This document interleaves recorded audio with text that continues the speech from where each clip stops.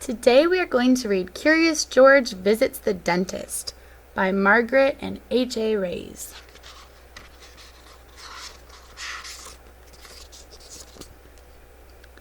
George was a good little monkey and always very curious.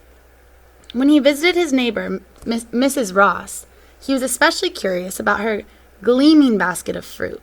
That bright red apple on top looked too perfect to be true. And it was. George bit into it and discovered that it was hard and sticky and not sweet. "Oh dear," said Mrs. Ross. "That's not a real apple, George. It's made of wax." George's tooth began to hurt. "You should always ask before eating something, George," the man with the yellow hat reminded him. By the time he went to bed that evening, George's tooth was less sore. But the next morning his tooth was wobbly. His mouth felt so strange that George couldn't even enjoy his favorite pancake breakfast. "We should see the dentist, George," the man said. "She can make sure that that tooth of yours is all right."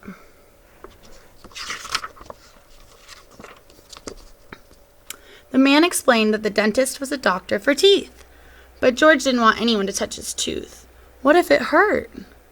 George walked along the path to the dentist's office with his friends, his steps getting slower and slower until he ran off to pick a daisy. "That's very pretty," said the man, chasing after George. "But we have an appointment, and we shouldn't be late. You'll be a good little monkey, won't you?" George nodded. He always wanted to be good. The waiting room was a welcoming place. There were lots of things to see and do. One by one, the young patients were called away by a woman in a white suit. George watched them go through the red door, each holding on to a grown-up's hand. One frightened boy was carried in by his mother. George was glad he wouldn't have to see the dentist by himself. "George, you're next," the woman announced. George was sad to put down his book, but he was also a little curious about where the children were going. Was there a play area on the other side? The examining room was not filled with toys, but it was still interesting. There was a sink and a long chair for lying down. There were stools for the dentist and a light above the chair. George was curious. Why were there two faucets in the room? "Hello, George. I'm Dr. Wang. It's nice to meet you," she said. "Why don't you lie down and we'll take a look at your teeth?" George saw a row of silver dental exam tools on the counter. They were long, shiny, and pointy. He hid behind the man. "George, would you like me to try out the chair first?" the man asked. "Great idea," said Dr. Wang. The man lay down. "Open your mouth wide." The dentist shined a big light down into the man's mouth. She took out a small white instrument to take a closer look at each tooth. "This is a mouth mirror." George watched. It didn't look too scary. "Next, I'll count the teeth," Dr. Wang told George. She picked up one of those sharp, pointy tools. "This is an explorer. 1, 2, 3, 4. Then the man exclaimed, "Ow!" "Uh-oh," the dentist said. George ran away. He left the exam room and scurried down the hall. There were many doors. He didn't know which was the way out. He tried one door and walked into another exam room. "A monkey!" a little girl cried and jumped off the exam chair in excitement as George backed out of the room. He continued down the hall, opening doors and disturbing patients. In one room, the scared little boy from the reception area was crying. George had an idea. He jumped onto the table and began juggling packs of dental floss. The little boy stopped crying and smiled. Next, George leaped over the sink in the middle of the room.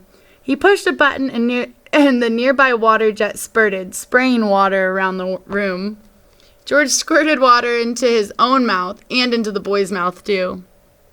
Then George decided to switch on the overhead lamp, but the lamp tumbled over, spilling George safely on the floor. The boy clapped.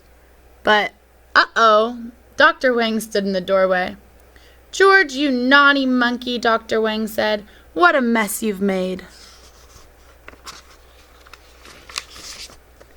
This monkey was the only one who could get Tyler to stop crying, the mother said. Dr. Wang considered. She said, "It doesn't look like we have It does look like we have some eager young patients. And if it weren't for you, George, I wouldn't have found the cavity in your friend's mouth. Turns out I need to have a filling, the man with the yellow hat said. Come on, George. Let's both get our teeth checked.